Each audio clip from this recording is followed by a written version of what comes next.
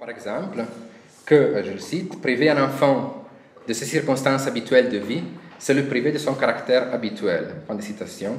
Ou encore en disant que la tâche fondamentale du centre de l'île est essentiellement celle d'observer les réactions produites par des circonstances spécifiques. Donc, à l'encontre de toute pédagogie des dispositions, c'est aux circonstances au sein duquel un individu se trouve à vivre que toute entreprise pédagogique devrait s'attaquer. C'est pourquoi, ça a déjà été dit ce matin, l'éducateur défini par Deligny comme un créateur de circonstances. Cette approche permet d'aborder les actions et les comportements des individus en analysant leurs causes réelles, sans renverser le rapport entre les causes et les effets. Alors, je pense que jusqu'ici, c'est quelque chose d'assez évident et acceptable, donc, la critique que Deligny fait à la théorie des dispositions. Il me semble toutefois que si l'on reste à ce niveau-là, une critique assez évidente pourrait être avancée à l'égard de Deligny. Une critique qui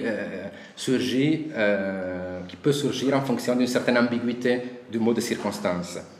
Alors on pourrait, pour avancer une telle critique, faire appel à la critique des conceptions pédagogiques du matérialisme des Lumières proposée par Marx dans la troisième thèse sur Feuerbach, la version revue par Engels. Il écrit que la doctrine matérialiste, selon laquelle les hommes étant produits des circonstances et de l'éducation, des hommes changés sont aussi produits d'autres circonstances et d'une éducation changée, oublie justement que les circonstances sont changées par les hommes et que l'éducateur doit lui-même être éduqué.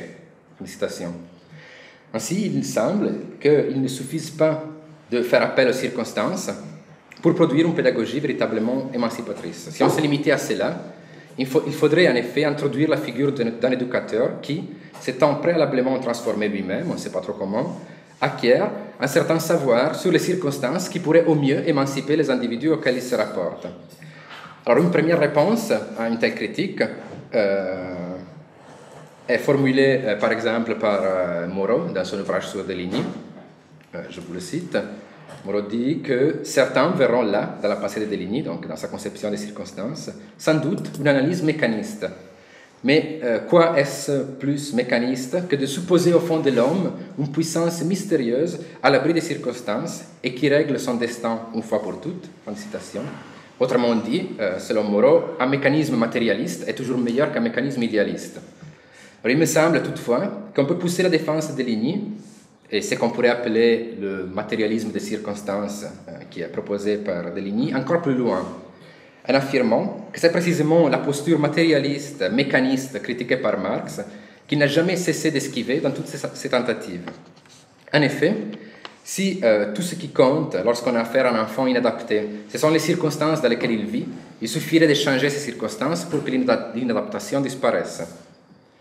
Alors, il suffirait que les éducateurs, des éducateurs bien adaptés, par exemple ressortissants d'un milieu bourgeois, prennent en charge des enfants ressortissants d'un milieu défavorisé pour que, ces nouvelles circonstances étant données,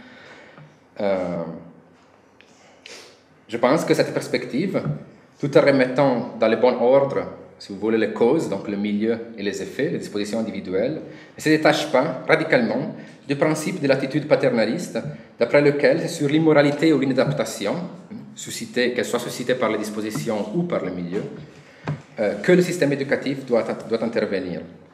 Or, c'est justement à une telle idée que Deligny s'oppose en mettant en place le centre d'observation de l'île, dont le principe, que je rappelais au début, est que les éducateurs proviennent tous du même milieu prolétaire que celui des enfants. Il ne faut pas, d'ailleurs, croire qu'un tel choix se justifie en faisant appel à une quelque moralité spécifique des classes populaires. Rien n'est plus loin de Deligny qu'un tel romantisme faisant du peuple une entité pure, saine, spontanée, etc. À ce propos, il est significatif de rappeler que si Deligny ne choisit pas les éducateurs du centre parmi les internés ou les détenus, ce n'est pas parce qu'ils auraient trahi cette moralité populaire, mais au contraire, parce qu'aux yeux de Deligny, ils ne sont pas encore assez immoraux, pour ainsi dire. Je vous cite un passage. « Je crains, écrit-il, chez ceux qui mijotent en prison ou à l'asile, une certaine complaisance envers soi-même qui est une faille dans un caractère d'éducateur. » Fin de citation. L'intérêt de l'emploi d'éducateurs ressortissants des classes populaires réside donc tout simplement dans le fait que leurs habitudes sont similaires à celles des enfants du centre. Je vous cite un autre passage. Si le centre d'observation est quelque chose comme une courée de faubourg, on verra les enfants, les parents étant proches et les retours à la maison aussi fréquents que possible, on verra les enfants à peu près tels qu'ils sont d'habitude. Fin de citation. Ainsi, loin de se limiter à opposer à un déterminisme par les dispositions, un déterminisme par les circonstances, loin de faire cela, Deligny montre que ce qui compte, ce ne sont pas les circonstances en tant que telles, qu'il ne s'agit donc pas de juger à la lumière d'un idéal moral quelconque, mais ce qui compte est le fait que les circonstances offrent à l'individu la possibilité d'en agir qui lui permettent de se débarrasser de la croyance qui fait de la place qu'il se trouve à occuper son destin.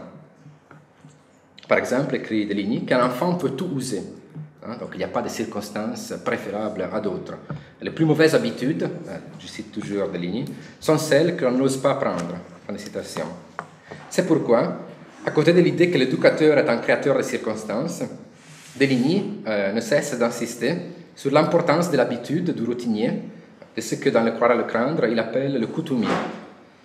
L'ancrage dans un milieu, aussi bien que sa transformation, n'ont de sens qu'en tant qu'ils permettent à l'individu de se débarrasser du fantasme du destin, qu'il soit entretenu par la conviction de l'existence de dispositions intangibles ou par celle de croyances, de circonstances sur lesquelles on n'a pas de prise.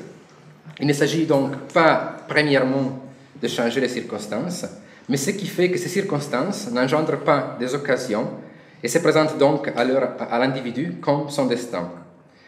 Ainsi, le rôle de l'éducateur n'est pas, comme dans la philosophie des Lumières, de s'auto-transformer pour ensuite transformer ces sujets ou les circonstances dans lesquelles ils vivent.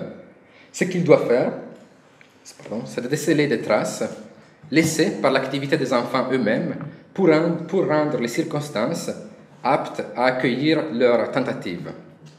Alors, il me semble, pour conclure, que ce n'est qu'avec Le Croire et le Craindre, c'est-à-dire suite à son expérience avec des enfants autistes, que Deligny tire toutes les conséquences de sa critique des dispositions.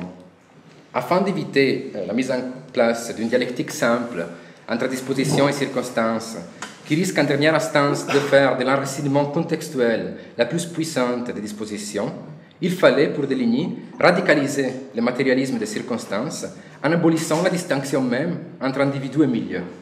Je cite un passage qui est repris dans le petit texte de Deligny à la fin du livre de Moreau. Le caractère, au lieu d'être celui du sujet qui serait à soigner ou à éduquer, je le situe ailleurs et dans le milieu même. Fin de citation. C'est seulement avec Jean-Marie, autiste, dont le soi est le café au rabord du verre où il essaie de mettre du sucre, que Deligny pouvait accéder à une telle compréhension de l'individualité.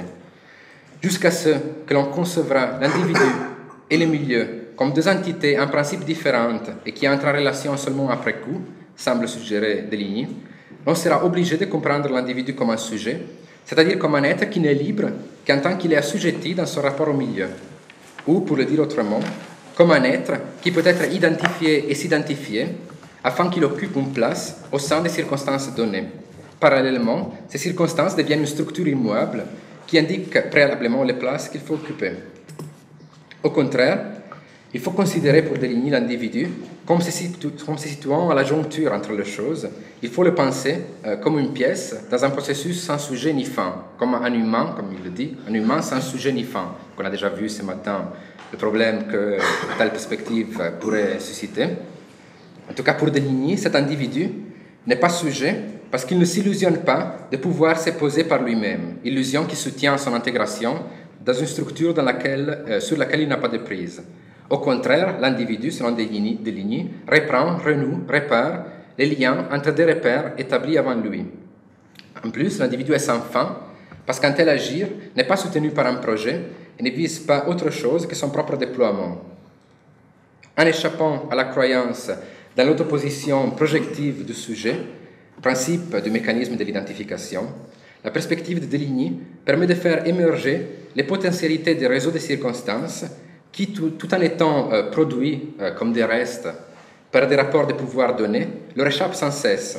Ces circonstances, n'étant pas posées par un sujet détenteur d'un projet qui rend possible leur identification et leur positionnement, ne peuvent pas être absorbées dans le croire qui est au fondement de la reproduction de l'ordre dominant et peuvent au contraire être révélées dans tout leur potentiel de révolte. Révolte sans laquelle, dit Deligny dans un passage des Vagabonds efficaces, toute entreprise pédagogique sans l'eau bénie ou, je ne me rappelle pas l'autre expression, mais voilà, quelque chose comme ça. Il s'agit donc de révéler ce potentiel de révolte. Je vais donc conclure avec deux citations de Deligny, où cela, il me semble, mis bien en valeur. Tout d'abord, Deligny ne cesse de s'étonner des potentialités des éducateurs ouvriers. Il écrit « Je travaillais un peu comme un sorcier sur un terrain apparemment aride. Les richesses, l'énergie, l'avidité découverte m'ont toujours surpris jusqu'à la stupeur. Par quelle aberration de l'organisation sociale des êtres comme ceux-là étaient-ils recroquevillés sur eux-mêmes, considérés comme tout juste bons à surveiller la marche d'un métier textile ou à servir une machine à outils ?» Fin de citation. Ou encore, Deligny s'étonne des potentialités des enfants eux-mêmes, bien entendu, et en parlant de...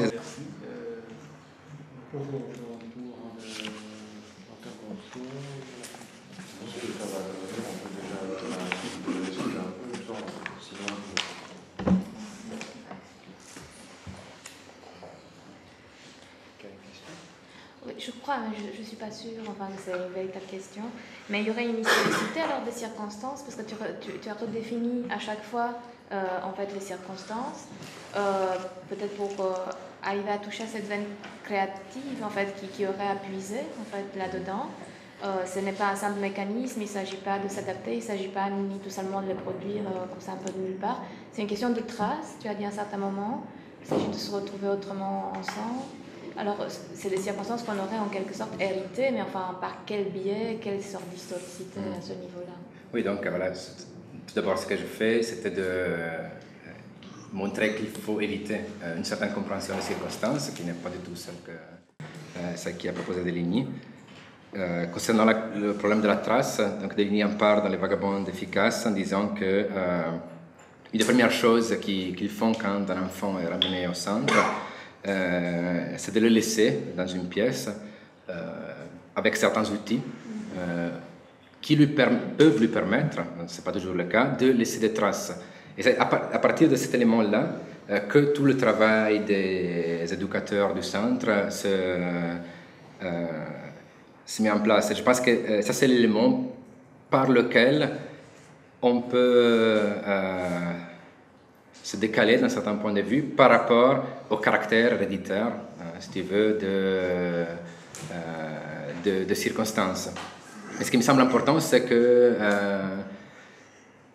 si l'on se concentre exclusivement sur l'idée de transformer les circonstances, ce qui est tout à fait fondamental aussi pour Deligny, on risque que de manière cachée se réintroduise l'idée moraliste et paternaliste, d'après laquelle il y aurait certaines circonstances qui produiraient des dispositions moins adéquates à la vie sociale ou autre chose. Disons que cet élément-là est toujours subordonné à Deligny à l'idée que tout d'abord, le travail avec les circonstances doit produire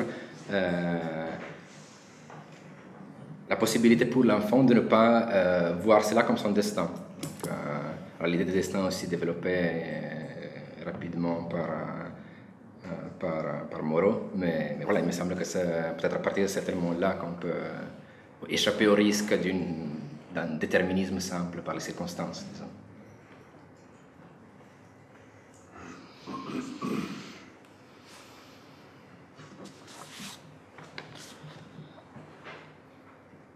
D'autres réactions, questions, commentaires?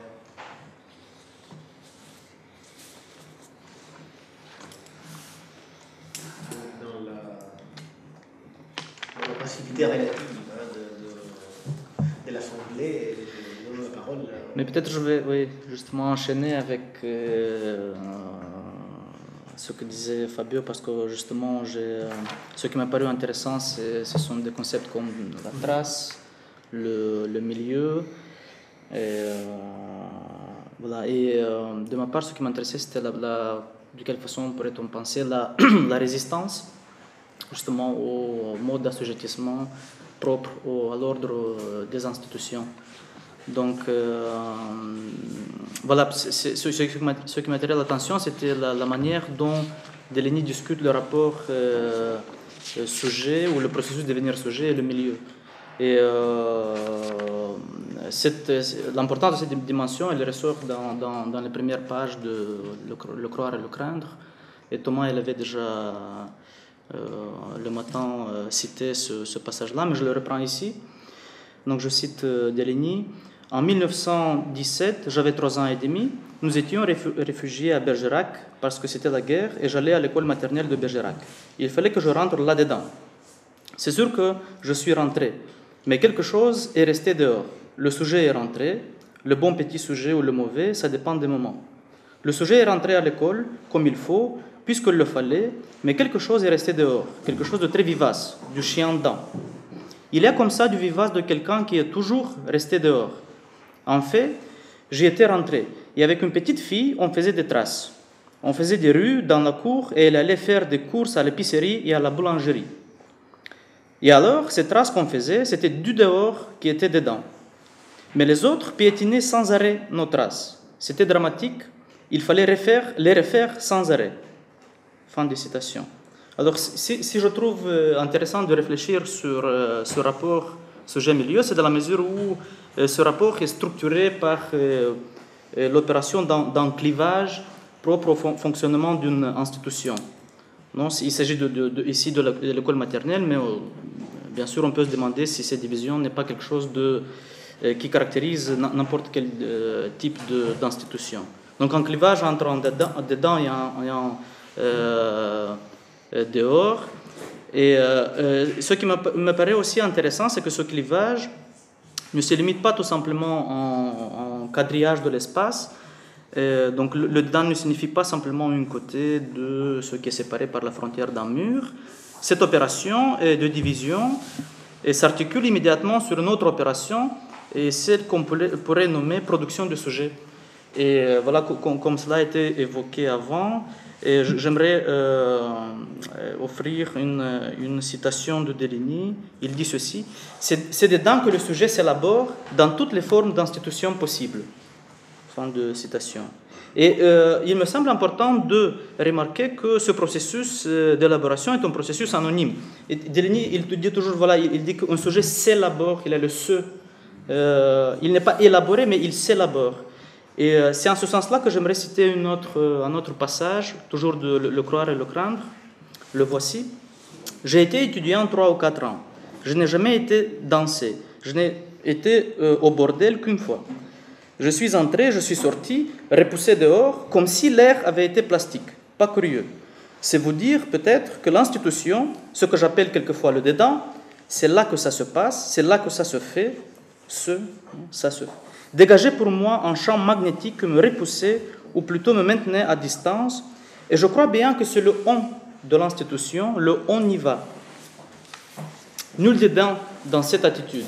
Je me sentais plutôt discrètement mutilé. Il me manquait quelque chose, si bien que ce qui attirait les autres ne m'attirait pas du tout. Fin de citation. Donc, ce qui m'a semblé important de remarquer, c'était ce processus, de constater que ce processus d'élaboration des sujets est un processus anonyme de homogénéisation. Quelle est l'insistance sur le on, le ce. Et c'est à partir de ces constatations que je me demandais de quelle façon voilà, on peut passer à la résistance au mode d'assujettissement imposé par le dedans des institutions.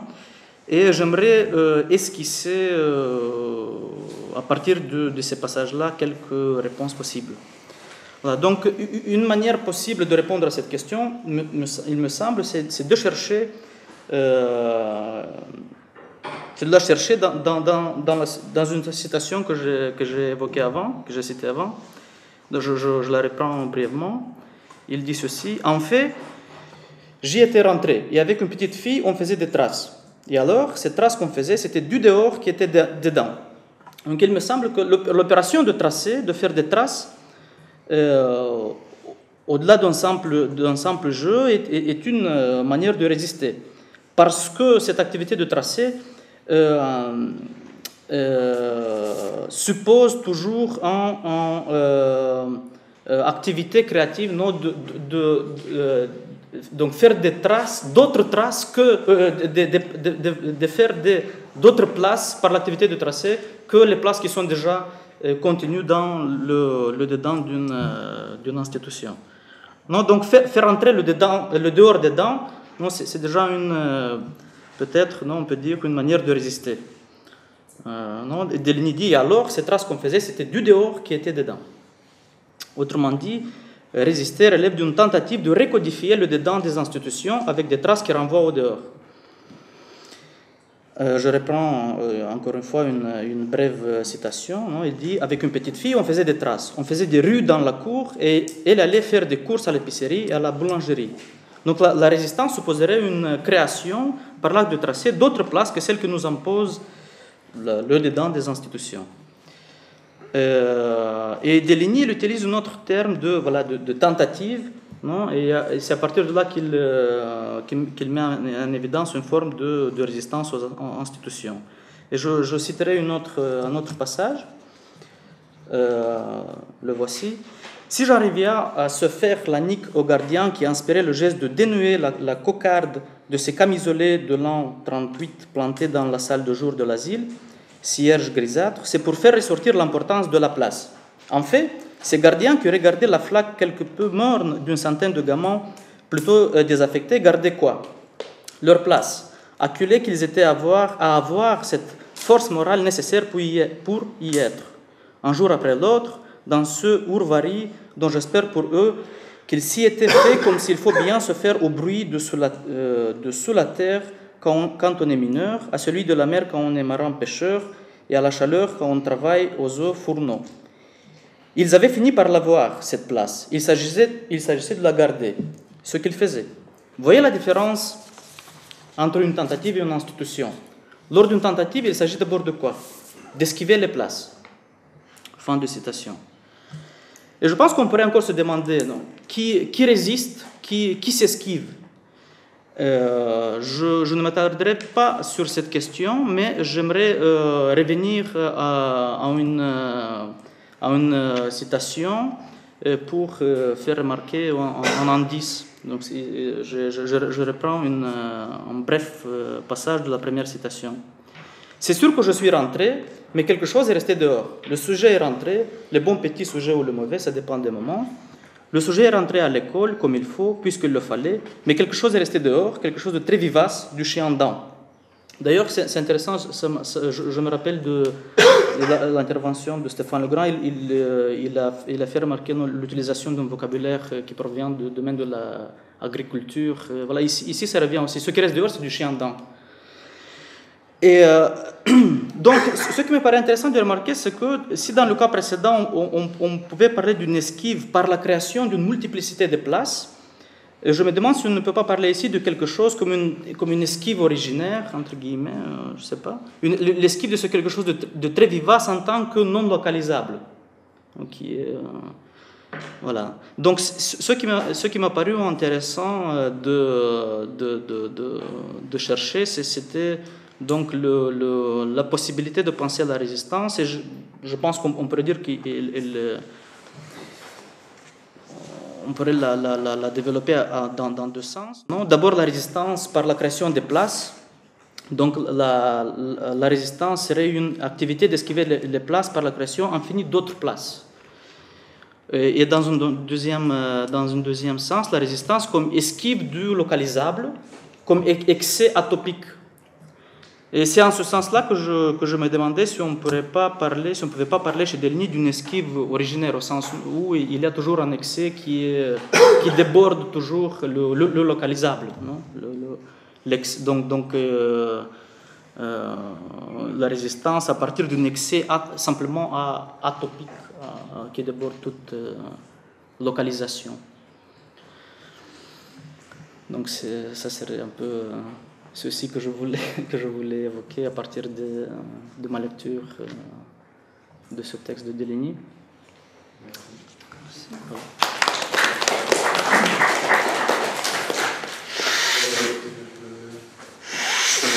Tu dis, c'est moteur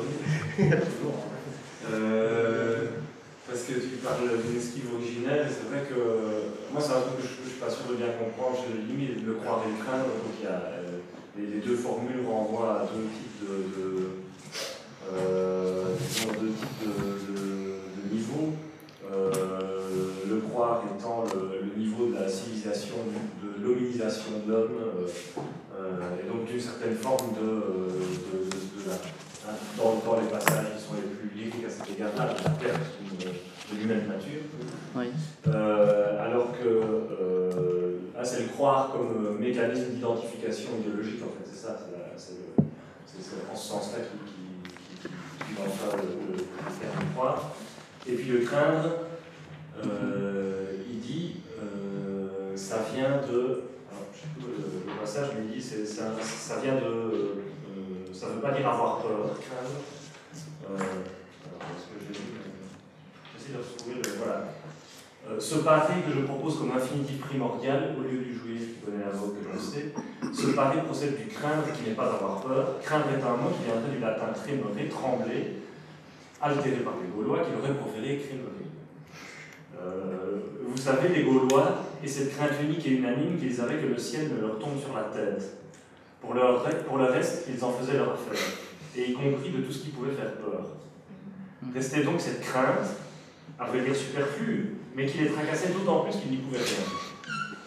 Et que c'est justement parce qu'ils n'y pouvaient rien qu'ils avaient été imaginés un tel avatar. Où se voit que pour trémérer comme il faut d'abord imaginer ce à quoi on ne peut rien. Alors moi, ce qui m'intéressait là-dedans, c'est que, enfin, tu vois, en réaction à ce que je disais avec cette idée d'esquive originaire, là, il y a une dimension. Dans d'autres passages, Deligny dit en toutes lettres que c'est là le propre, disons, le propre il y a quelque chose comme le propre de l'espèce humaine, ou dans le craindre. Donc il y a une dimension anthropologique, c'est que cette crainte qui est un paré, c'est la crainte par rapport à une limite des puissances, quoi, ou la possibilité d'un certain nombre de possibilités d'existence. Et pour Deligny, ce qui définit, on dirait, et qu'on retrouve chez l'autiste, hein, ce qui définit l'humaine nature, alors après, ça pose peut-être plein de problèmes, mais c'est précisément esquiver esquiver la limite, parer à la limite, et être dans un rapport d'esquive à sa propre crainte. C'est peut-être là qu'on retrouverait, moi je ne sais, j'ai pas réfléchi dans le détail à ça, mais c'est peut-être là qu'on retrouvait un point d'articulation possible avec la question de la pulsion de mort. C'est un mouvement de différer, quoi, voilà, et il y a quelque chose comme différer le quelque chose qu'on craint. Enfin, voilà, ça me... Et en ce sens, c'est une esquive originaire. Ouais. Je m'autorise moi-même un enfant pour ajouter une chose. Bon, personne ne l'a évoqué non plus ce matin, où il y a eu toute une série de Deligny avec d'autres philosophes, Foucault éventuellement, et Spinoza, Heidegger, parce qu'il y a aussi un moment étymologique pendant l'intervention de Stéphane Legrand. Maintenant on a les Gaulois. Donc, j'en ai d'autres. Hein. Oui, là, c'est des Deligny à Goscinny, de l'Astérix qui a pris le défi dans la... Mais bon, là... mais effectivement,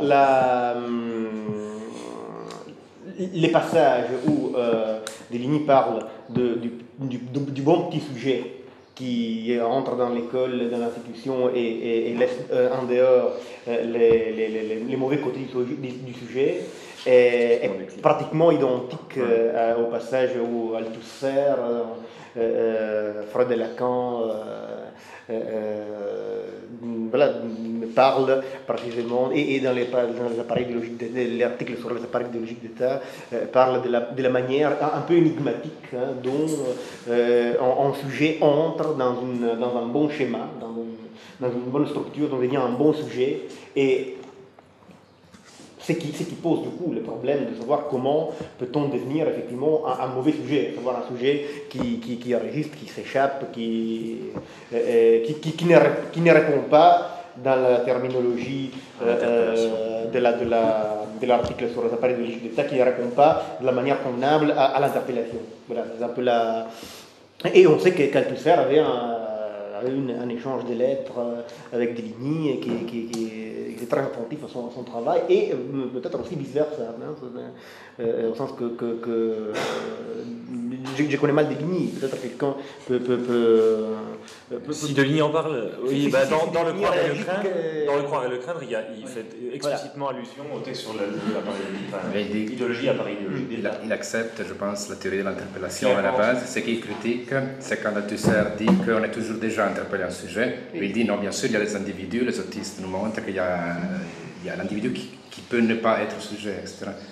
Dans ce sens-là, je pense qu'il y a quand même une différence dans cette citation que nous a rappelé Oleg, parce qu'il dit, Deligny dit, qu'il soit bon ou mauvais, le sujet est entré dans la situation.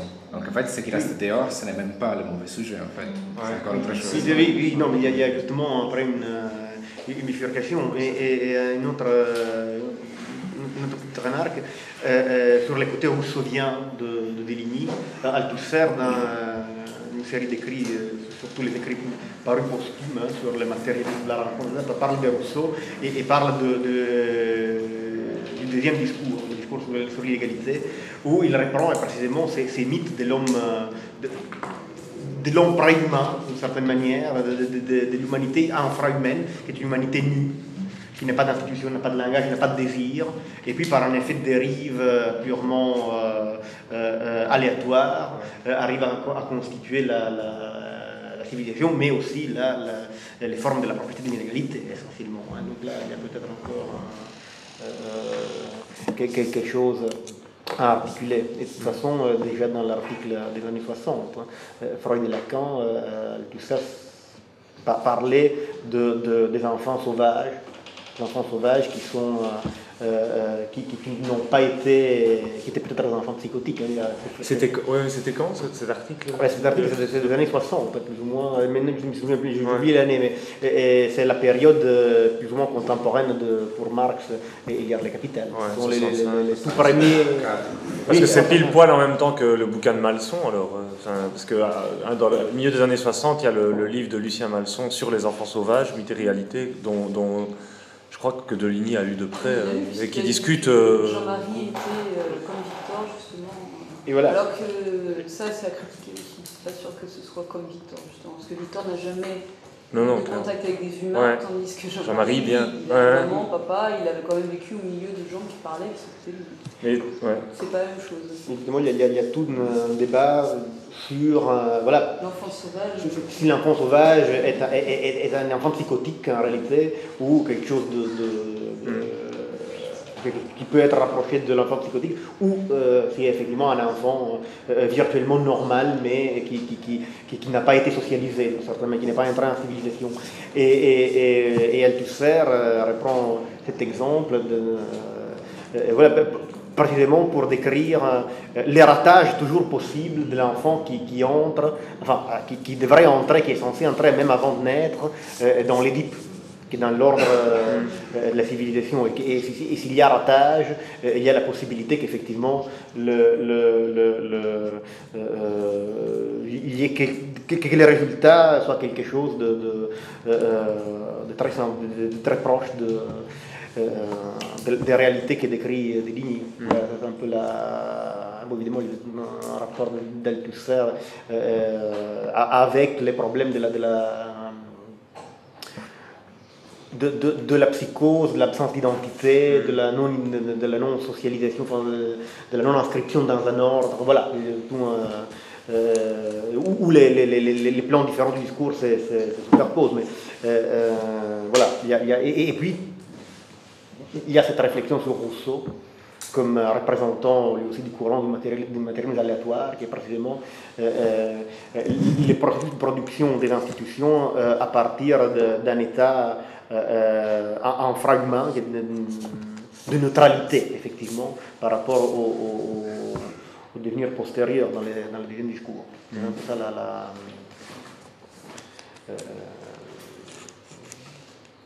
Après, il y a aussi le fait que les derniers Althusser qui parlent de la dérive des atomes, C'est pas l'esquive, mais c'est de toute façon une délire, une déclinaison. Voilà. Mais là, il faut arrêter un peu les délires, parce que comme c'était déjà des écrits assez délirants, c'est à dire tout seul, il ne faut pas les relayer à un niveau de délire plus avancé. Juste pour revenir sur un point dont on parlait là maintenant avec la question de l'enfant sauvage, je trouve que ce serait une belle question à creuser, notamment sous un aspect qui fait signe vers la deuxième partie de l'après-midi qu'on ne pourra pas tenir parce qu'il y aura un problème technique. Mais c'est que Truffaut, quand il a fait l'enfant sauvage, est venu observer Jean-Marie, l'a filmé longuement. Et il y a une correspondance entre Truffaut et Deligny qui remonte au premier film de Truffaut, puisque Truffaut a fait les 400 coups avec Graines de crapule en main, quoi. Et alors ça, cette histoire de Jean-Marie, le film de Truffaut, est assez intéressante, parce que moi, ce qui me semblerait intéressant de creuser, c'est la manière, justement, pour problématiser la question de la position de Deligny, est-ce qu'il a un projet comment, quelles sont ses finalités, etc. C'est que dans le film de Truffaut, Itard est vu très très positivement, quoi, hein. On a déjà parlé avec Grégory de cette histoire. Itard est vu très très positivement, et pourtant c'est le symbole même du pédagogue, quoi, hein. Alors voilà, moi je trouve que ça sera un truc intéressant à voir, comment entre Truffaut il y a une correspondance, comment entre Truffaut et Deligny ça s'est passé, comment ça joue sur, comment ça peut éclairer en tout cas sur le travail, et comment ça a pu jouer sur le travail de Deligny lui-même, et pas seulement dans le sens de l'univers Truffaut, mais Truffaut vers Deligny. Voilà, je dis ça comme ça pour des tables rondes futures. Sans film. Hein. Sans film.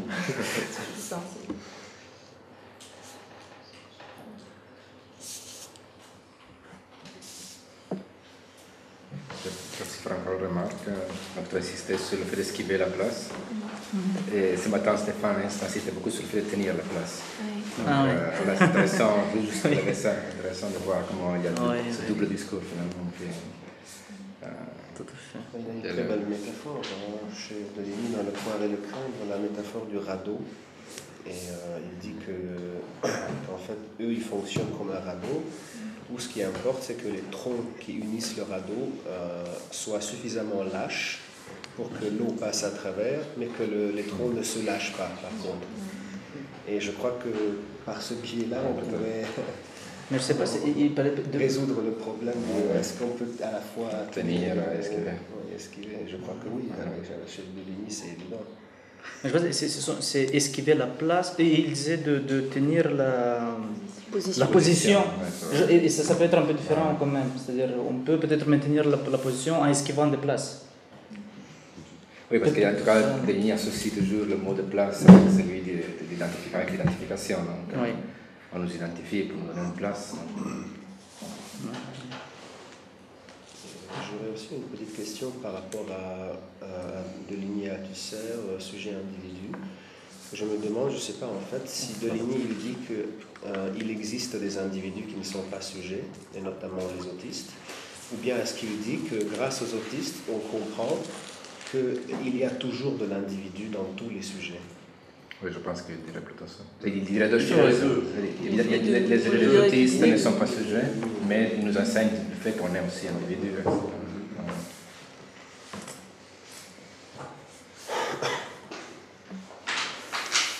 La question des places à tenir ou à escamoter, je dirais, en empruntant une métaphore à d'autres, un autre univers sémantique, qui a été déjà évoqué ce matin, ce qui importe, c'est tenir la ligne. La ligne n'est pas strictement une place, c'est plutôt une position, mais en réalité, comme la ligne est en continu, elle suppose une prise de position à chaque fois, parce qu'il faut reconfirmer la continuité de la ligne, qui n'est pas forcément une ligne droite. Ça peut être donc, effectivement, tenir une ligne est compatible avec une esquive. Alors que tenir une position, si la position n'est pas vue comme une prise de position, est plus difficilement conciliable. Donc je dirais qu'on peut s'opposer au placement dans les places par un positionnement sur la ligne. Donc voilà. Après, on pourrait enchaîner sur la courbure du bâton, mais il y a une métaphore célèbre de Lénine, hein, c'est pas que des Kant, hein, parce qu'il y a voilà, mais là il fallait le courber un peu dans toutes les directions, parce qu'il y avait déjà, il y a toujours une courbure originaire du mauvais côté, donc il faut donner un coup de barre du côté opposé pour la redresser. Et ça aussi, c'est finalement un processus de faire de la ligne, hein, de rectification, hein, si on suppose la ligne comme droite, et voilà, qui est peut-être articulable dans cette constellation métaphorique spatiale que tous les althusériens aiment beaucoup, par ailleurs. Ouais, mais en même temps, je trouve que ça rejoint bien sa position libertaire. Parce qu'il a un statut qui est être éducateur, mais en même temps, il esquive cette place-là aussi. Et c'est sa liberté, c'est sa liberté. C'est d'être contraint. Bon, je suis éducateur, j'ai un salaire par l'institution, mais ça ne m'empêche pas d'être libre. Et de faire ce que je veux aussi, d'avoir une autre fonction ou pas de fonction. Ça serait une définition de la liberté. Enfin, de la sienne, en tout cas. Oui, qui fait que ça ne peut durer que 2 ou 3 ans. Oui, frère Champ. Et deux, mais bon, ce que vous disiez ce matin, qu'il ne suffit pas qu'il y ait un champ de force, et qu'il faut à un moment donné assumer l'effet que dans les gestes, de se positionner à l'intérieur de ces champs de force. Donc effectivement, comme je dis, on peut aussi imaginer que bon, je suis dans les champs de force de l'institution, mais j'ai mon salaire et je m'en fous d'en faire quoi que ce soit de cette position dans laquelle je suis plus ou moins tombé. Hein. Donc, alors qu'il fait exactement le contraire. Donc oui, là, d'un rapport de façon à une finalité, une orientation, une tendance même, qui n'est pas équivalente à d'autres possibles à partir du même champ de force. Tendance, je suis d'accord. Pareil, moi je trouve que l'idée des traces, si comme tu l'as poussé jusqu'au bout, dire que la créativité c'est une manière de résister, tout artiste résiste. Oui. Écrivain, peintre, musicien, philosophe. Je sais pas. On est tous un peu pris par ça. Tu as une position dans la société, mais ça ne t'empêche pas d'être créatif, de la critiquer, de résister. Je sais pas. D'ailleurs, là, des passages dont je ne les ai pas cités, mais où il fait référence à la peinture, à la... Lui, il fait dessiner les enfants, ça, il les fait dessiner tout le temps, librement. Il a toujours voulu du matériel pour les faire dessiner. Ouais. Il y a eu des expositions, même à Pompidou, il me semble. À Beaubourg, il y a eu des expos sur les dessins et les lignes d'air. Mais là, ouais, c'est des choses différentes, il me semble, parce que, bon, trace ici, c'est clairement un concept. Oui, mais pas au sens... avec la petite fille. Oui, c'est vrai, oui, mais c'est vrai. Sur sa citation. Oui, c'est vrai. Même le dedans-dehors. Tu peux être à la fois dedans et dehors, c'est pas le problème. Non. Tu vois, c'est... Ouais. Je ne tirerai pas de la citation, en l'occurrence, que du coup, vous voyez, je ne rabattrai pas ça sur la figure de l'art, quoi, ou de la production artistique, ou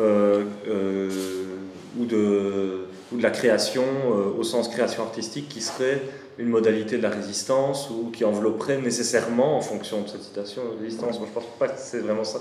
Vers ça qu'il aille, c'est plutôt vers une articulation du dedans et du dehors, par un certain, à mon avis, qui est d'abord par un certain rapport à soi, à l'image de soi, etc. Je crois que c'est là que joue la trace, en fait, dans cette histoire. C'est justement dans la manière dont ça peut déjouer le rapport d'identification au soi par lequel on se constitue en sujet. D'ailleurs, ce matin, quelqu'un citait le passage qu'un dessin d'enfant n'est pas un œuvre d'art. Oui, c'est ça. Parce que sinon, on risquerait comme ça de confondre ce qui est de fait un détour une esquive avec une position. C'est un peu ça. C'est ça. Ouais. Il faut jouer de fait le double, être dans le double mouvement. Mm. Et après, alors ça veut dire que tout le vocabulaire du faire et de l'agir et du détour reprend en fait ces questions-là, non? Le dedans, dehors, ce serait le faire et l'agir. Ouais. Mais penser, bon, disons, Ouais. sous la forme verbale ou je sais pas, Ouais. dans les textes plus tardifs.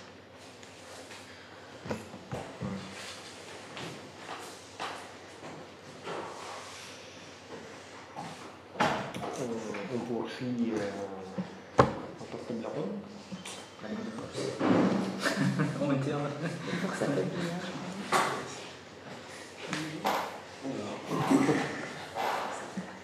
En m'initiant à la lecture des textes de Fernand Deligny, grâce à Antoine, deux choses m'ont attiré l'attention. La première est l'incontestable originalité, le caractère tout à fait unique, voire inclassable, comme vous disiez, de ce style de vie éclos en langage. La deuxième chose qui m'a frappé est que l'expression langagière de ce style de vie si particulier, loin d'extirper Deligny des questionnements de son époque, de son siècle, permet au contraire de donner une formulation puissante et limpide à ces derniers. Deligny est un homme de son temps.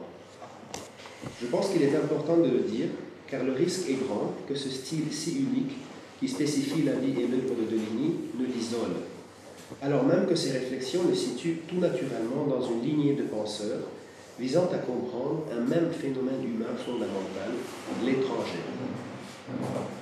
Quel penseur l'œuvre de Deligny peut-elle évoquer? On en a vu déjà quelques-uns ce matin, alors sans prétendre évidemment à l'exhaustivité. J'y ajouterai par exemple le nom d'Alois Riegel, historien de l'art autrichien, décédé en 1905, si je ne me trompe, le premier de son époque à avoir compris qu'avec les mots de Deligny, je le cite, il y a toujours quelque chose à trouver dans ce que tout le monde dédaigne et rejette. Fin de citation. La percée de Riegel avait été de réhabiliter, ou plutôt d'habiliter pour la première fois, l'art romain tardif, qui était jusque-là le style le plus déconsidéré et méprisé de l'histoire de l'art européen. Alors que l'on n'y voyait que dégradation et dégénérescence, dû peut-être au changement de la composition ethnique du bas empire et à l'influence barbare, Riegel avait réussi à montrer que si les derniers Romains construisaient, peignaient et sculptaient différemment, ce n'est pas parce qu'ils ne pouvaient pas faire mieux, mais parce qu'ils recherchaient quelque chose de radicalement différent. Comme dirait Deligny, je le cite, « Il arrive qu'une œuvre d'art provoque rien, ou ne provoque plus rien, jusqu'au jour où, ressurgissant du révolu, elle se remet à faire mirage. » Fin de citation. Un autre exemple de l'intérêt témoigné pour l'étrangeté de l'anomale, cette fois, pourrait être l'œuvre du linguiste suisse Henri Frey, auteur en 1929 d'une grammaire des fautes, arguant que les fautes de langue, les anomalies langagières, loin d'être nuisibles à la vie de la langue, sont tout au contraire constitutives de son fonctionnement.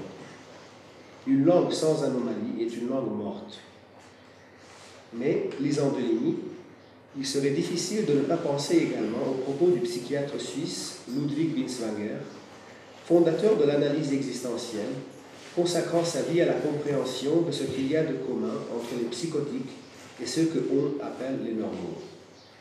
Je me permets de citer un passage de son étude de 1936 intitulée « De la psychothérapie ».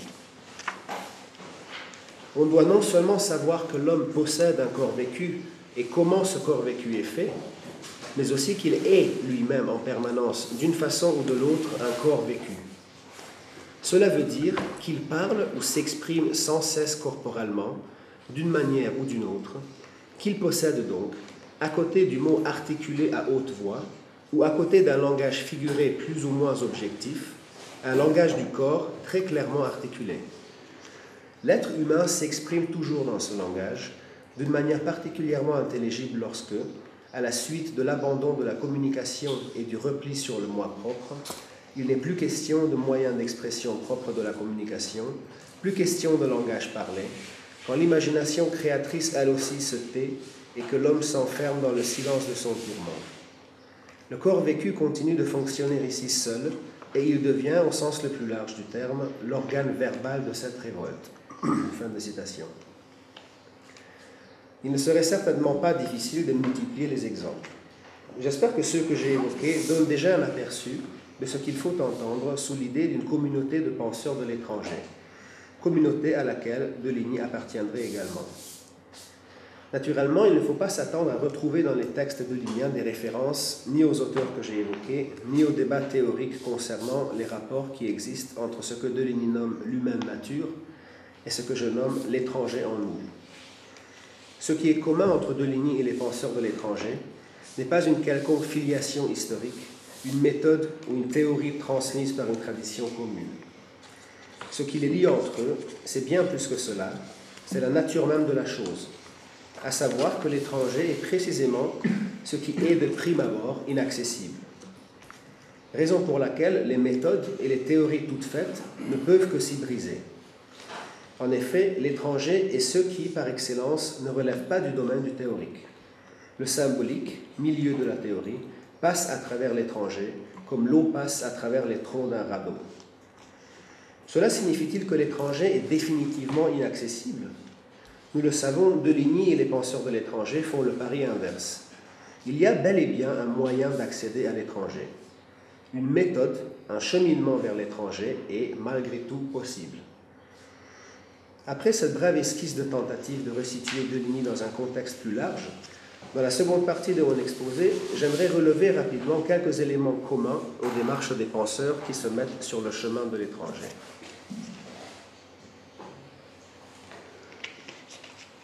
Un premier réquisit pour se mettre en route vers l'étranger est le renoncement à ce que l'on nomme communément en philosophie et en psychologie l'empathie, Einfühlung. L'empathie suppose en effet que l'autre est mon semblable, donc que je peux lui imputer les mêmes émotions, les mêmes pensées qu'à moi-même. L'empathie suppose que nous partageons le même monde, que nous vivons selon les mêmes normes, ce qui est louable tant que le partage est là. Mais l'exemple d'Alois Riegel et de l'art romain tardif montre bien quel gâchis en découle dès lors que l'expérience que se fait l'autre du monde est radicalement différente de la nôtre. Cela est bien davantage accentué lorsque l'on parle d'êtres humains. D'où la conclusion sans appel de Deligny, je le cite, de deux choses l'une, ou on s'acharne à méconnaître la rupture, à faire comme si elle n'existait pas ou n'était qu'apparente, ou il faut chercher à passer par ailleurs. Fin de citation. Comment passer par ailleurs ? Que faire avec notre attention qui guette sans cesse, pour ainsi dire éperdument, les moindres signes de l'autre signalant la mêmeté du monde partagé ? Et pourquoi est-ce si difficile de ne pas guetter ces signes ? La réponse de Deligny à cette question, commune à tous les penseurs de l'étranger, est cruciale. Parce qu'avec les enfants autistes, tout comme avec les psychotiques de Binswanger, il y va de nous. Il y va de nous. Ne sommes-nous donc pas ce que nous connaissons le mieux ? L'injonction delphique « connais-toi toi-même » devrait nous mettre en garde contre une telle supposition. En effet, ce qui ressort des travaux de Deligny, penseur de l'étranger, c'est précisément que l'homme ne veut pas se connaître soi-même. Soit parce qu'il considère que cette connaissance ne lui apporte strictement rien, soit qu'il cherche au contraire à échapper par tous les moyens à cette connaissance, car, je cite Deligny, c'est nous qui sommes perdus dès que l'identité consciente vient à manquer sous nos gestes, comme on le dirait du sol sous les pas. Fin de citation. Et pourtant, ce que la proximité des enfants autistes apprend à Deligny, c'est que cette étrangeté-là en question est cela même qui nous est le plus propre. Si l'on veut relever le défi de l'injonction delphique, il faut donc poser la question, comment y accéder à cette identité plus profonde, à cette autre mêmeté qui ne fonctionne pas au symbolique ? Deligny parle, je le cite, d'une démarche particulière qui implique une pratique précise. Pour la question de la méthode, c'est assez intéressant. Il s'agit, dit-il, d'aller à la recherche, serait-ce au prix de longs détours, de ce qu'il peut y avoir de commun entre eux et nous. Eux, c'est les autistes, et nous, c'est nous. Fin de citation. Or, il apparaît que ce long détour dont parle Deligny commence par un geste tout à fait inhabituel pour le chercheur moderne. À travers le renoncement à l'empathie, il s'agit en effet de l'acceptation de ceci que, je le cite à nouveau, ce qui est repéré du point de voir de l'autiste C'est d'abord ce qui nous advient par inadvertance. Fin de citation. Par inadvertance. Nous touchons ici à un moment commun crucial de l'approche de l'étranger. Le repérer ou la trace, moyen d'accès à l'étranger, nous advenant par inadvertance, est de caractère non intentionnel. Avec les mots de Deligny, je le cite, « Nous ne pouvons pas faire repère, et nous le pouvons d'autant moins qu'en digne fils de l'autre, avec grand A, nous faisons signe. C'est tout ce que nous savons faire. » Fin de citation. Réfléchissant sur la découverte d'Alois Riegel, Karl Mannheim, un autre grand penseur de l'étranger, avait déjà constaté que la couche de sens à laquelle appartient le repéré ou la trace, lui l'appelait document, n'est saisissable que du côté de la réception, et qu'il n'y a pas à proprement parler de pôle d'émission. Je cite Deligny, « Les traces se font pour la plupart tout à fait à notre insu, mais à coup sûr, elles existent comme en filigrane de nos manières d'être. Il y a donc du repérable qui se dépose subtilement par-delà ce qu'il peut en être de l'un et de l'autre. » Fin de citation. À côté de leur caractère non intentionnel, un autre trait plus fondamental encore du repéré et de la trace est qu'ils n'apparaissent qu'une fois que le cerne, c'est un mot de Deligny, le cerne de l'entente symbolique du langage et de la communication a été rompu. Ce n'est que quand l'étrangeté advient que les traces laissées sont repérées. Voilà pourquoi, contrairement aux signes et aux symboles, instruments de signification avec lesquels, je cite Deligny, le dédoublement est consommé entre eux-mêmes et ce qu'ils indiquent, on ne peut pas compter sur ou avec des traces, ni les produire spontanément à partir de soi. La trace et le repère sont justement ce que on, avec grand O et grand N, ne produit pas. Car ce n'est plus le sujet qui est leur source, mais l'individu. Or, l'individu est pour Deligny cet étranger en nous qui ne fait rien, mais qui, agissant, ne cesse de laisser des traces derrière, et pourquoi pas devant. Ce sont les traces de l'étranger en nous, cet étranger méconnu qui nous fait ce que nous sommes, et que, c'est proprement cela qui constitue le scandale pour les normaux, nous ne pouvons connaître que grâce aux autistes, que grâce aux psychotiques et autres étrangers de tous bords. C'est ainsi donc qu'apparaît, je cite Deligny, qu'apparaît à nos yeux ce qui a été repéré d'un point de voir fort étranger à notre point de vue.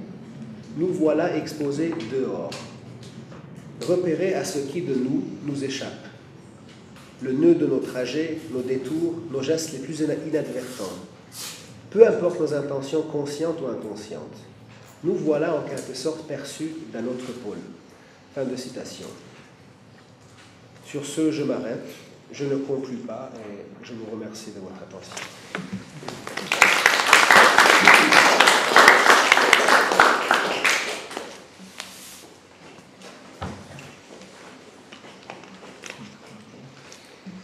Peut-être je reviendrai sur le connais-toi toi-même. Vous en faites une interprétation presque psychologique. On va viser une identité à travers cette formule. Il y a aussi dans cette formule le fait de connaître sa place dans le cosmos, dans l'univers. À partir de cette question de place, il y aurait sans doute des allers-retours à faire avec Deligny, que je n'ai pas pensé particulièrement. Tenir une place, savoir connaître sa place. Pour cela, il y a l'institué et le non-institué qui se joue, bien sûr.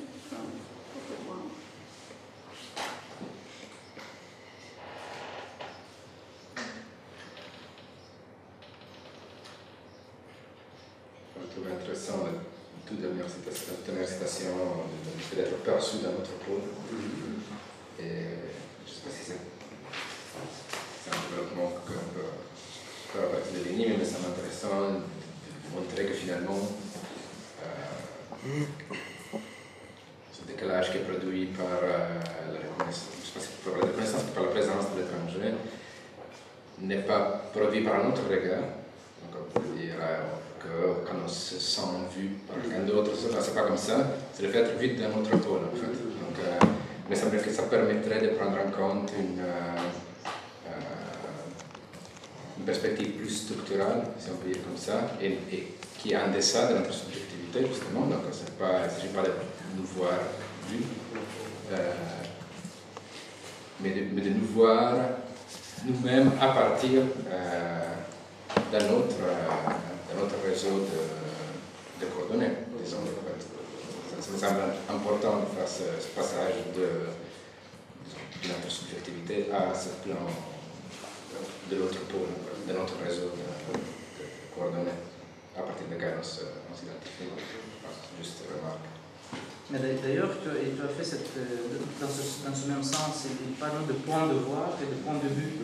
C'est un peu dans le même sens de ce que tu dis, voilà, du point de vue de l'observateur, je sais pas, des gardiens, et puis, mais par contre, du point de vue des autistes, il y a cette voilà, distinction qu'il fait, et que tu répètes aussi. C'est intéressant, effectivement, qu'il parle de point de voir ou de point de vue. À propos de l'éducation systématique, en réalité, que tu as articulé du concept de traces par rapport aux signes symboles, c'est très intéressant parce qu'effectivement, c'était déjà évoqué par Stéphane, qui après a esquivé son emplacement ici même. Et donc c'est dommage parce qu'effectivement ça concernait aussi ce qu'il a dit à propos du fait que dans la démarche des lignes, il y a des traces qui ne sont pas, qui sont précisément comme des fragments laissés involontairement, hein, mais qui ne renvoient à aucune chose sous-jacente et donc ne donneraient pas lieu au repérage ne ferait pas l'objet d'un repérage qui donnerait un diagnostic, essentiellement, contrairement à disait-il, à la démarche psychanalytique. Alors ça, c'est fort problématique d'attribuer la volonté de diagnostic sur la base de repérage d'entités sous-jacentes aux signes, à la démarche psychanalytique, parce que c'est précisément, ce n'est pas du tout de ça qu'il s'agit. Alors le travail que tu as fait de mise en perspective et de ligner à partir des règles, etc., m'a rappelé un peu ce qui a été fait à partir de Carlo Ginzburg, quand il parle du paradigme de la trace, dont l'une des sources est évidemment le travail de Freud sur les lapsus, sur cette symptomatologie, panoplie des manifestations qui ne renvoient pas à des entités pleines, du visible, voire éventuellement à de l'ontologique. Alors ce qui est le contraire de la sémiologie médicale appliquée à la psychiatrie. Là, un signe est quelque chose qui est univoquement corrélé à une espèce morbide. Donc un syndrome, une maladie. Alors en psychanalyse, non, on ne peut pas dire à quelqu'un, mon cher monsieur, vous avez un édite, vous avez un fort pulsion du nom du père.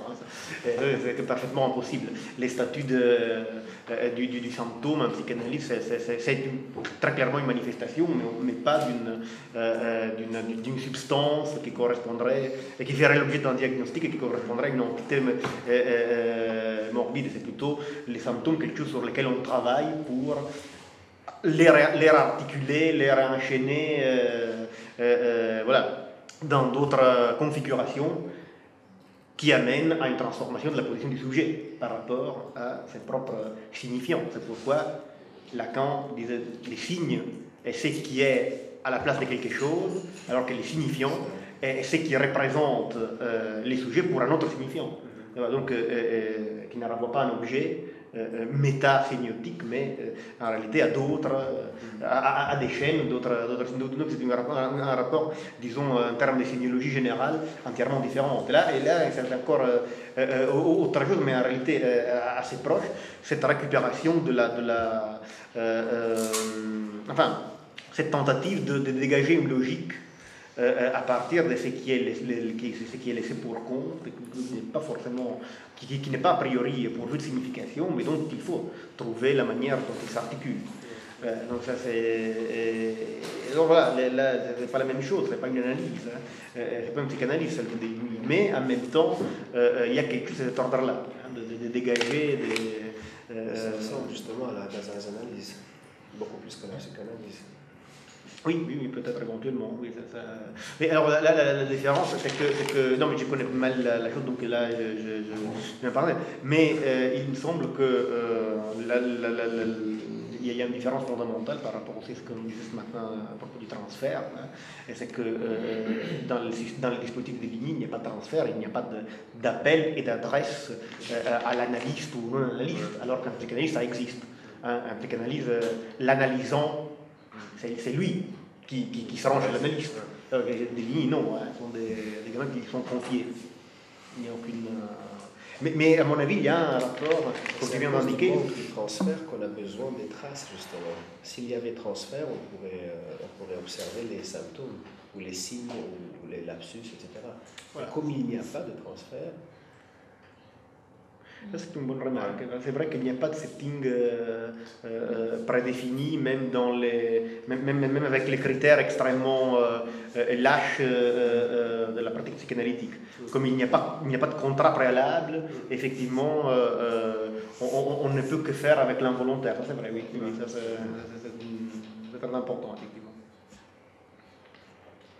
Et alors, ça m'amène à faire une autre considération à propos des positions ambiguës, hein, de la mythification, de la mythologisation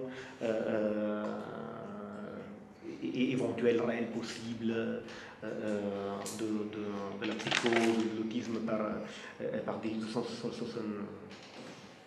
l'effet qu'il a tendance à l'ériger en paradigme de quelque chose. Hein.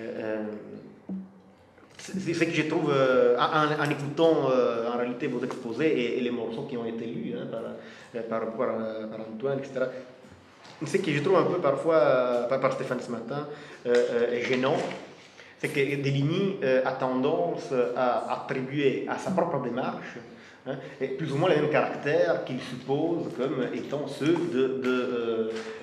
des enfants qu'il... Alors je comprends, enfin, eux, ils n'ont pas de début de téléologie, et donc moi-même, je me représente comme quelqu'un dont l'intervention n'a pas de but de téléologie, par exemple. Et ça... Au fur et à mesure que je rentre un peu dans la logique de ce personnage, je ne le connais pas très bien, il me semble, je comprends quels sont les enjeux, les tenants aboutissants de cette position, mais c'est fort problématique. C'est encore plus problématique que dans une psychanalyse. Parce que dans une psychanalyse, on peut dire effectivement que les savoirs est du côté de l'analysant, pas de l'analyste. Dans le cas de la démarche de Deligny, on ne peut pas un seul instant oublier que finalement c'est lui qui est dans une position pratique, sinon assumée, intellectuelle. C'est lui qui transforme en expérience partagée, partageable, les conditions extrêmes d'existence auxquelles il se trouve confronté. Et par ailleurs, il y a une asymétrie évidente. Au moins, en ce qui concerne son travail sur les enfants autistes, c'est qu'ils sont tous plus ou moins blessés, frappés dans le langage, alors que le rapport de Deligny avec les langages est d'une maîtrise absolue. Donc le fait que ce soit lui finalement qui a non seulement l'initiative, parce que les enfants ne s'adressent pas à lui, c'est lui qui les cherche ou qui les trouve. Hein, et puis décide d'en faire quelque chose, et puis que tout cela soit transformé en expérience, effectivement, fasse l'objet d'une mise en forme dont il est le seul acteur, en réalité, réellement, produit une asymétrie au départ, qui est effectivement, à mon avis, difficilement évitable, qu'il ne faudrait pas éviter, mais qui après cloche un peu par rapport à la tendance à dire, mais finalement, on est dans la même position, parce qu'on est tous dans la... Voilà. Je crois que, enfin, juste, tout ce que tu dis est très vrai. Il y a un point qu'il faut ajouter, c'est que l'intérêt enfin, ce que Deligny, à mon avis, ne cesse pas de faire en s'attribuant, ça a pour effet en tout cas de donner l'impression qu'il s'attribue à lui-même les caractères qu'il prête, qui fantasme, qui projette sur les autistes. Ce qui se passe, enfin moi je le comprends comme ça, c'est que face à des autistes, même face à des délinquants, ça c'est chaque fois il est chaque fois face à là pour le coup des gens qui l'esquivent et sur lesquels l'éducateur, le soignant, je sais pas quoi, n'ont pas de prise, n'arrivent pas à avoir de prise. Et en fait, donc là où l'asymétrie est effectivement brutale, mais en même temps où elle le sert, c'est pour problématiser, j'ai déjà dit ça un petit peu ce matin, mais c'est pour problématiser ses propres positions. Et c'est ça l'esquive. Hein. Chaque fois,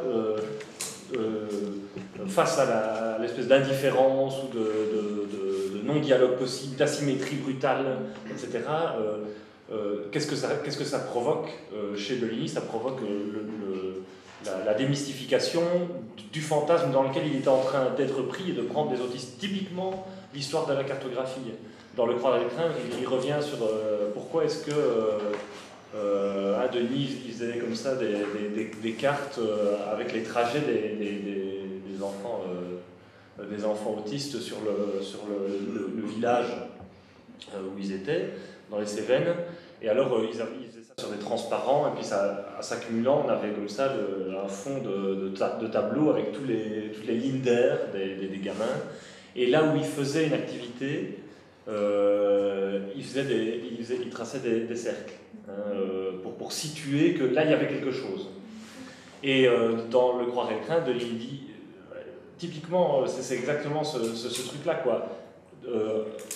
Il se rend compte qu'ils sont en train de surinterpréter, d'engager dans son propre, dans leur propre conception, de reposer des valeurs en disant que là ils font quelque chose, c'est bien, etc. Enfin, tu vois ce que je veux dire. Et ils ont arrêté les cartes parce qu'ils avaient le sentiment d'interpréter et d'engager une violence. Pas tant, je crois, c'est ça le truc qu'il faut bien penser quand on lit Deligny, pas tant sur les enfants autistes, et ça c'est toujours ce que Deligny assume comme un problème. Moi je ne peux pas dire s'ils souffrent combien, comment, à quel point, etc. Voilà. La question c'est qu'est-ce que je supporte, hein. Et la violence que je fais, non pas aux autistes, mais à moi-même en tant que je me fantasme comme celui qui vient aider, ou comme celui qui fait ceci, ou comme celui qui fait ça. Enfin, voilà, je crois que il faut... Dans cette histoire d'asymétrie, il faut chaque fois penser à ça, quoi, un travail d'analyse de soi sur soi que Deligny ne cesse pas de faire. Voilà. Oui, c'est pour ça d'ailleurs qu'il favorise des éducateurs qui n'en sont pas. C'est ça. Parce que sinon, le retour sur soi, il serait terrible, on n'arrive pas, quoi. Et là où c'est ça, tu disais, il est seul à faire le truc. Oui, dans l'écriture, ça c'est un point intéressant. Alors ça c'est un truc bizarre, parce que oui, dans l'écriture, on est relativement, comme je l'ai dit, Le Croix et le Crin, et beaucoup de livres, des détours de l'agir, etc., sont écrits en collaboration, et c'est en fait Le Croix et le Crin, en tout cas c'est ça, c'est des correspondances, hein, avec Isaac Joseph. C'est à partir d'une correspondance. Mais c'est Deligny qui signe. Bon, tu vois, ça a pris bizarre. De même, c'est Deligny le nom des expériences qu'il a menées, mais c'est un collectif en fait. Oui. Toujours. Donc là, il y a un truc. Oui, c'est un collectif, pas avec les gamins. Non, mais. Oui, on doit penser, tu vois, on ne peut pas les penser frontalement avec les gamins. Même, je me demande par rapport à cette asymétrie, si un pôle ne potentie pas l'autre, par rapport à cette double position de ceux qui sont blessés dans leur langage, jusqu'à ne pas parler du tout, et celui qui maîtrise le langage, parce que voilà, quelle belle écriture. Je me demande s'il n'y a pas une potentiation, enfin peut-être pas mutuelle, mais en tout cas celui qui écrit si bien, qui est tellement dans cette maîtrise du langage, peut-être qu'il doit quelque chose à la proximité de ceux qui... j'exprime pas ça très bien, mais chez Agamben, il y a toute une réflexion autour de ça, à la virtuosité, qui est liée toujours à un pouvoir. Il ne faut pas être dans le pouvoir, il ne faut pas être dans la maîtrise et tout ça. À ce niveau-là, on n'est jamais virtuose. On peut juste bien jouer ou parler à peu près. Mais pour bien parler, bien écrire, le virtuose, c'est celui qui côtoie cet abîme-là, celui qui n'y arrive pas du tout, enfin qui est vraiment dans la privation de... Mais je je pense que oui, c'est une relation de ces genres-là, mais je ne voulais pas dire que c'était comme s'il y a une symétrie, alors les dispositifs sont foireux ou il y a des choses. Mais c'est que de toute façon, il y a un différentiel des positions, et c'est précisément les ajustements successifs, les retours en arrière, les effets de rebondissement, donc l'autoréflexion aussi qui se déclenche à partir de là, qui constitue et reproduit la fécondité précisément du dispositif. Mais il faut une asymétrie initiale pour que les processus effectivement se déclenchent. C'est l'échec, enfin, c'est le relatif échec du différentiel de position qui est à l'origine du dispositif, qui est une modulation de ce différentiel de position, mais qui ne l'annule pas, jamais. Mais c'est le fait qu'il y a un truc que ça ne marche pas. C'est chaque fois comme ça que ça démarre.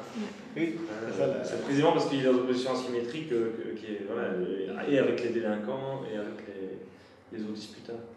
Oui, et voilà, donc même en psychanalyse, on peut avoir précisément, il y a un travail sur ça, parce que l'analyste n'est pas l'analysant, les deux figures, même s'il y a tous ces jeux perpétuels de attribution, réattribution et contre-attribution du côté actif, et donc du savoir à l'autre, parce que l'analyste, c'est moi qui interviens, mais en même temps le savoir est dans l'inconscient enfin pas dans, parce que ce n'est pas un contenu, mais peu importe.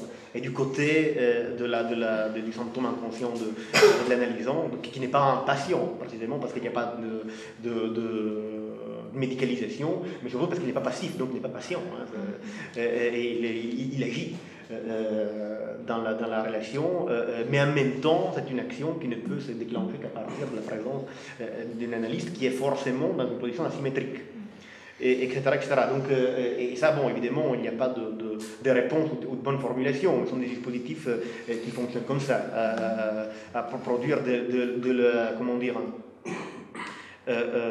l'égalité par l'assumption donnée au départ qu'il n'y a pas d'égalité.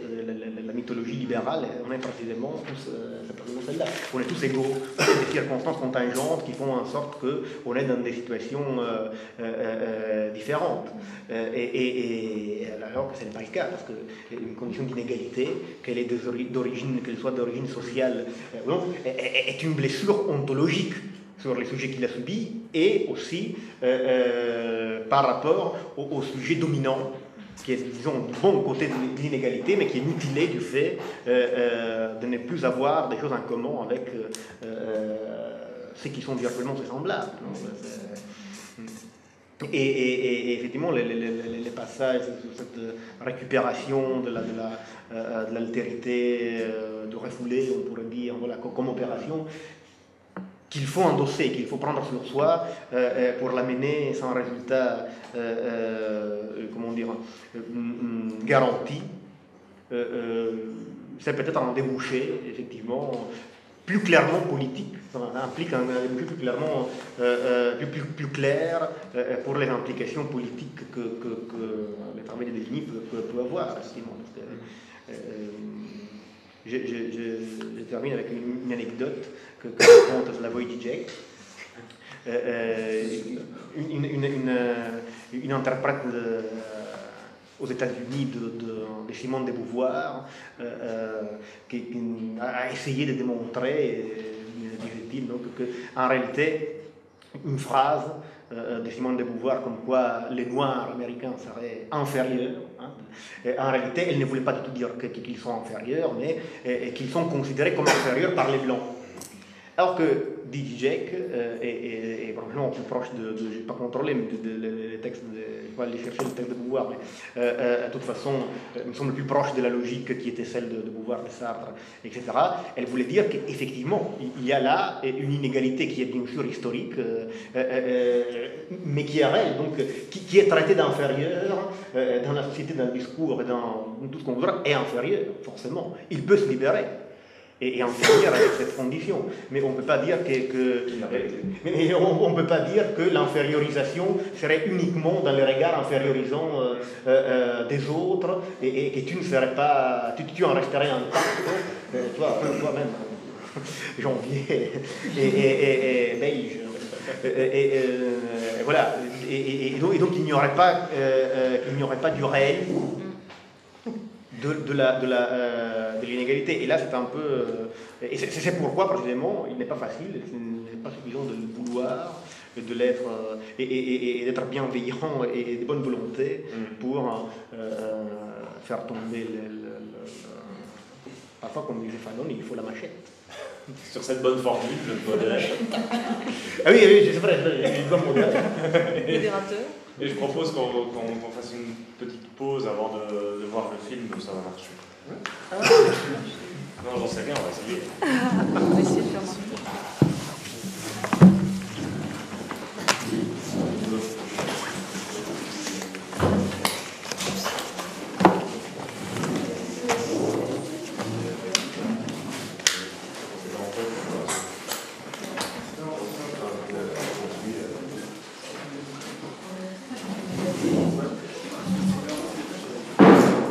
Je pense d'un